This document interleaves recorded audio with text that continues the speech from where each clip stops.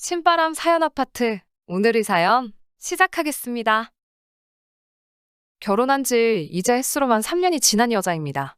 이제 두돌 지난 딸아이가 있어요. 결혼 전에 시어머니께서 보여주신 모습이 워낙 유난스러운 모습을 많이 보여주셔서 걱정이 많이 되더라고요. 막상 사연으로만 접하던 상황들이 저한테 벌어질 상황이 될 거라는 생각을 했더니 겁이 덜컥 나기 시작했어요. 남편에게 이래저래 해서 조금 고민이 된다고 사실대로 털어놓았습니다.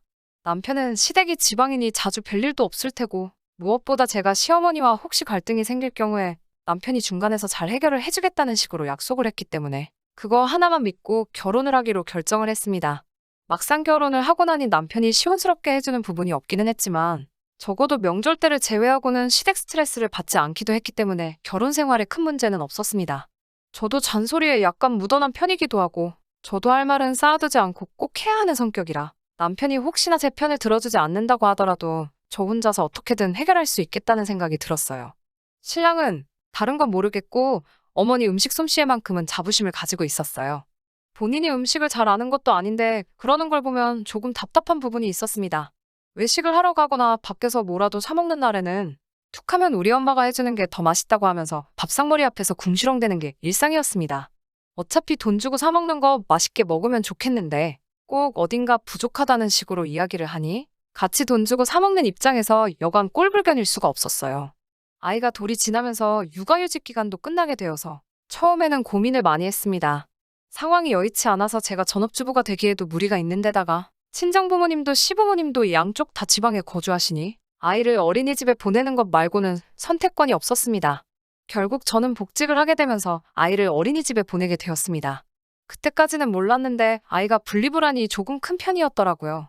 그래서 복직 3개월 만에 회사를 그만두기로 결정하였습니다. 불행 중 다행이라고는 할 수 없지만 그래도 당시 코로나가 엄청 유행하기도 했고 회사에서도 저의 사정을 이해해줘서 월급을 조금 삭감하고 재택근무라도 하지 않겠냐는 제안을 해주었어요. 월급이 줄어드는 게 타격이 있기는 했지만 그래도 아이를 돌보면서 일을 할 수 있게 된 부분이 저한테는 감지덕지한 상황이었습니다. 아이 가지신 분들이면 다 아시겠지만 이제 막 돌진한 아이가 있으면 매일매일 새 반찬 해가면서 끼니 챙기기에는 조금 무리가 있잖아요. 아무리 재택근무를 하게 되었다고 한들 저도 집에서 회사 일을 해야 하고 할당된 만큼의 업무를 해야 했기 때문에 집에 있다고 하더라도 살림과 일을 병행하면서 하기에는 무리가 있었습니다. 그래서 매일 반찬 가게에서 반찬을 사 먹게 되었습니다. 남편은 그걸 가지고 궁시렁대기 시작했어요. 사람이 집밥을 먹어야지 무슨 재료를 썼는지도 모르고 조미료가 들어갔는지도 모르는 걸 돈을 주고 사다 먹고 있다고 툴툴대기 일쑤였어요. 시어머니 솜씨가 좋았어서 결혼 전에 자기는 반찬을 평생 사 먹어본 적도 없고 밥에는 정성이 들어가야 맛있지 사 먹는 건 정성이 들어가 있지 않아서 맛이 없다는 말도 안 되는 논리를 펼쳤습니다. 살림이라고 하나도 거들지 않으면서 먹는 거 가지고 툴툴대니 저도 짜증이 날 때까지 나 있었죠. 그러다가 친정엄마가 지난 겨울에 김장을 하시면서 김치도 종류별로 보내주시고 밑반찬도 여러 가지 해서 보내주셨어요. 통화하다가 넋두리하듯 이야기한 건데 그게 신경 쓰이셨는지 참 여러 가지 반찬을 해주셨더라고요. 저희 어머니가 오랜 시간 동안 식당 운영을 하셔서 그런지 손도 엄청 크셔서 보내주신 걸 받아보니 엄청 푸짐했어요. 김장김치뿐만 아니라 동치미에 총각김치며 파김치까지 여러 종류로 보내주시고 밑반찬도 보관하기 용이한 반찬들 위주로 해서 잔뜩 보내주셨어요. 장조림에 진미채, 마른 멸치에 건새우 볶음까지 얼려놓고 꺼내기 편하게 며칠치 양으로 소분해서 정말 보관하기도 먹기도 편하게 해주셨어요. 제가 좋아하는 반찬들뿐만 아니라 제 신랑이 나물 반찬을 잘 먹던 게 기억이 난다고 나물들 살짝 데쳐서 바로 무쳐 먹을 수 있게 엄마가 직접 만든 만능 양념장까지 보내주시고 그 와중에 제 남편 것까지 챙겨주시니 허리도 안 좋은데 혼자서 이 많은 반찬을 하고 포장까지 일일이 하고 택배까지 직접 보내주셨으니 정말 고마움에 눈물이 다 나더라고요. 덕분에 밥만 해놓으면 해주신 반찬 꺼내 먹기만 하면 되니 한동안 집안일하기가 엄청 수월했어요. 하지만 남편은 고마움도 느끼지 못하는 건지 우리 엄마 반찬 가지고도 밥상머리 앞에서 궁시렁대기 일쑤였어요. 아무리 반찬을 여러 가지를 해주셨다고 해도 전부 밑반찬 위주였으니 식탁 위에 올라오는 게 계속 같은 반찬이었어요. 그러다 보니 오늘도 또 똑같은 거냐고 하면서 반찬 투정을 하기 시작하더라고요. 그냥 감사히 먹어도 모자랄 판에 맛있다는 말은 곧 죽어도 한 번을 하지 않고 우리 엄마 멸치가 그렇게 맛있는데 우리 엄마가 이것도 잘하는데 하면서 우리 엄마 음식과 시어머니가 해준 음식을 비교하기 시작했어요. 자기가 무슨 대장금이라도 된 것 마냥 장모님이 음식점을 하셔서 그런지 조미료를 많이 쓰시는 것 같다며 음식에서 조미료 맛이 난다는 식으로 툴툴대기까지 하는데 듣다 보니까 너무 짜증이 나서 숟가락으로 남편 이맛박을 한 대 때렸어요. 제가 잘못한 건 맞기는 한데 제가 숟가락으로 이맛박을 때릴 때까지 저를 서운하게 한 남편 잘못이 더 크다고 생각해요. 허리도 안 좋으신 분이 너 반찬 투정한다고 이렇게 신경 써서 보내주신 거라고. 고마워는 못할망정 반찬 투정을 하고 있냐. 시어머니는 우리 먹으라고 뭐 하나 보내주신 거나 있느냐고 한마디 했어요. 말 같지도 않은 거 가지고 반찬 투정할 거면 너가 먹을 건 너가 직접 해라. 나도 집에서 일하느라 바빠서 끼니마다 새로운 반찬을 해주기 힘들다. 뭐 이런 이야기 하면서 대판 싸웠습니다. 그렇게 남편하고 냉전 상태로 며칠 지나가고 있는데 시어머니한테 전화가 한 통 왔어요. 아무래도 남편이 저랑 다툰 걸 가지고 전화로 전부 일러바쳤는가 봐요. 전화를 시작하면서부터 저한테 너는 요즘 집에만 있는다면서 목소리 듣기는 어째 회사 다닐 때보다 더 힘드냐고 말에 가시를 담아서 첫마디를 하시더라고요. 아이가 제 시야에 없으면 울고불고 하는 데다가 제가 집에 있는다 하더라도 일을 하고 있기 때문에 정신이 없는 건 마찬가지라고 말씀을 드렸지요. 어차피 저도 저희 엄마한테 연락도 잘 안 하는 편이고 남편도 장인 장모님한테 안부 전화 어색하다는 이유로 자주 하질 않으니 그냥 각자 부모님 알아서 챙기면 된다고 하고 서로 안부 전화는 최대한 안 하고 있었거든요. 애는 잘 크고 있는지 뭐 그런 상투적인 안부를 물어보시더니 시어머니께서 이번에 저희 줄 것까지 생각해서 김장을 넉넉하게 했다고 저보고 와서 김치 좀 가져가라고 하시네요. 보내주신다는 말을 잘못하신 건가 해서 가져가라고요? 하고 대답을 했더니 너는 왜 항상 말꼬리가 기냐면서 제가 제대로 들은 게 맞다고 하시네요.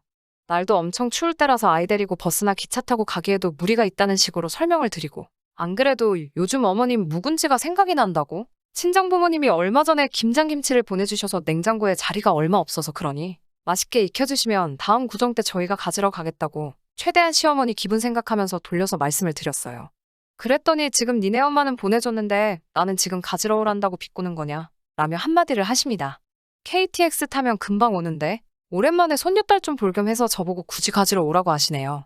그래서 아이도 이제 많이 큰 데다가 이유식 먹고 있기 때문에 그걸 다 바리바리 챙겨서 가기에는 무리가 있고 게다가 아직 코로나가 한창인데 아이 데리고 사람 많은 공공장소에 가기 조금 그렇다는 식으로 최대한 좋게 좋게 설명해가면서 못 가겠다고 말씀을 드렸어요. 그랬더니 저한테 버럭 소리를 지르시면서 지금 누가 시험이고 누가 며느리인지도 모르겠다고? 어른이 말하면 그냥 알겠다고 하면 될 것을 뭐가 그리 말이 기냐고 한마디 하시면서 김치도 네 먹으라고 주는 게 아니라 내 아들 먹이려고 하는 거니 냉큼 와서 가지고 가라고 하시더군요. 우리 아들은 갓 담근 김치를 좋아한다며 늦장 부릴 생각 하지 말고 최대한 빨리 오라고 하시면서요. 당연히 남편 퇴근하고 와가지고 이 이야기 가지고 한판 더 싸웠어요. 말도 제가 먼저 꺼낸 것이 아니라 남편이 퇴근하자마자 시어머니하고 통화했다고 너는 애가 왜 그러냐면서 밖에도 안 나가고 맨날 집구석에만 있으면서 거기 한번 다녀오는 게 싫으냐고 또 제가 재택근무를 한다는 사실 가지고 제가 다녀와야 한다는 듯이 성질을 바득바득 내더라고요. 너 먹으라고 해준 거라는데 내가 왜 거길 가야 되냐고 한참을 실갱이를 하다가 결국에는 남편이 주말에 차 끌고 가서 기어이 그 김치를 받아오더라고요. 자기가 가져왔으니 뒷정리는 저보고 하라고 해놓고서는 식탁 위에 김치통 올려만 두고 방으로 들어가 버리더라고요. 정리하다 말고 꼴보기가 싫어서 냉장고 구석에다가 처박아 놨어요. 다음 날에 점심 식사를 하는데 남편이 왜 김치를 왜 안 꺼내놨냐고 밥상머리 앉자마자 툴툴대기 시작했고 저는 너가 먹을 거를 내가 왜 차려야 하냐고 냉장고에 있으니 알아서 꺼내 먹으라고 했어요. 이게 진짜 반찬이지 이딴 소리를 하면서 고집 부린다고 우리 엄마가 해준 다른 반찬에는 손도 대지 않고 지가 꺼내온 김치만 가지고 밥을 두 그릇을 먹더라고요. 어이가 없었지요. 남편의 유치한 행동에 어이가 없던 게 아니었어요. 남편이 밥을 두 그릇이나 비워버린 그 김치는 시어머니가 해주신 게 아니고 얼마 전에 우리 엄마가 보내주신 우리 엄마표 김치였으니까요. 고집을 부리느라 미각이 어떻게 됐냐? 하면서 빈정대고 싶었는데 언제까지 그 김치가 우리 엄마 김치인 걸 눈치채려나 하고 가만두었어요. 시어머니 김치는 김치냉장고 구석에서 잘 익어가고 있었고요. 결국 남편은 2달도 안 돼서 우리 엄마가 보내준 김치를 끝내버리더라고요. 이제라도 사실대로 말해주고 시어머니 김치라도 꺼내줘야겠다 하는데 제가 김치 꺼내는 모습을 보고 있으니 지네 엄마가 해준 김치는 다 먹은 거냐고 하더라고요. 그때쯤에 진실을 말해줄까 하다가 우리 엄마 김치, 니네 엄마 김치 이러고 있는 게 가짜나 가지고 그냥 아무 말도 안 했어요. 남편은 김치를 꺼내고 있는 제 옆으로 오더니 시어머니 김치를 하나 집어들어서 맛을 보더라고요. 먹자마자 김치에서 조미료 맛이 난다나 어쩐다나 하면서 이런 가짜 김치는 못 먹겠다고 하더라고요. 그 뒤로부터 다시 반찬 투정이 시작되었고 시어머니 김치에는 일절 손도 대질 않더라고요. 아무튼 그렇게 시간은 흐르고 흘러서 얼마 전 구정 때였어요. 코로나 동안 한 번도 찾아뵌 적이 없어서 용돈 봉투에 각각 100만 원씩 평소보다 두둑하게 챙겨놓았어요. 시댁에서 이틀간 시간을 보내고 친정으로 출발하기 직전에 준비했던 용돈 봉투를 꺼내서 드렸어요. 그렇게 그냥 끝나면 되는 거였는데 남편이 지 안주머니에서 딱 봐도 돈깨나 들어있을 법한 두툼한 봉투를 꺼내면서 엄마 김치 덕분에 요 한동안 식사답게 식사를 했다고, 지금은 또 먹을 게 없어서 죽겠다고, 월동 배추 좀 사다가 김치 좀 더 담궈달라고 하면서 봉투를 건네더라고요. 시어머니가 주신 김치는 손도 안 댄 채로 그대로 있었는데 딱 봐도 그 김치 가지고 지네 엄마한테만 용돈을 좀 더 챙겨주려는 개수작이 눈에 너무나도 뻔히 보이더라고요.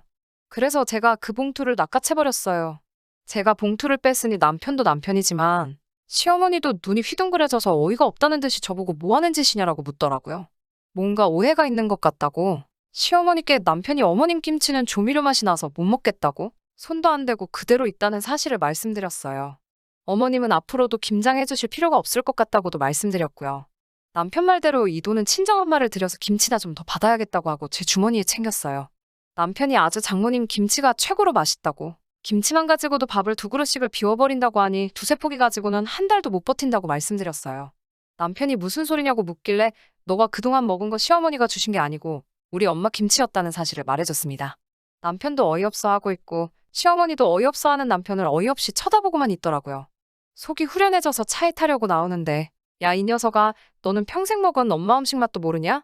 라는 소리와 함께 남편이 시어머니한테 등짝을 두드려 맞는 소리가 들리더라고요. 손맛이 좋으시다는 게 정말 남편 등짝 하나만큼은 찰지게 때리시던 게 이제서야 이해가 가더라고요.